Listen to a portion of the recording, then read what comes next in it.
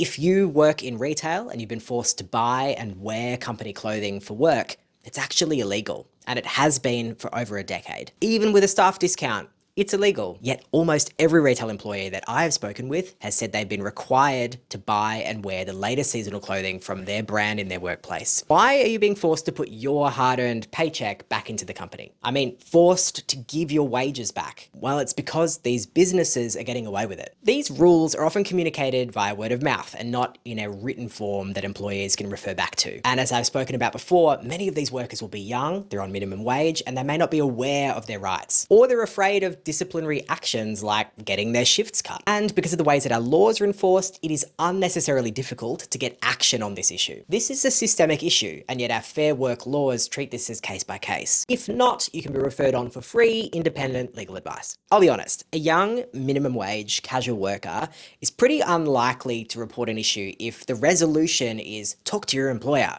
or seek legal advice, which additionally impacts further action. Because if Fair Work receives enough calls, it can be flagged as a larger issue. And Fair Work prioritizes industries where they're receiving the most reports. So if workers feel discouraged to report, then the issue never gets flagged and never gets acted upon. And the number of reports needed, like that threshold, is unknown. But we know this is a widespread problem. Retail businesses are forcing employees to give up their hard-earned wage illegally. So many of you have raised this with me on my previous videos, so this is what you need to do. If this is happening to you, make a report to Fair Work. Join your union, details on screen. I am calling on the federal government to crack down on this systemic breach of workers' rights by retail businesses. We need to give Fair Work the teeth and the resources it needs to properly investigate and act on these issues. Anything else you'd like to share, head to the confidential survey in my bio.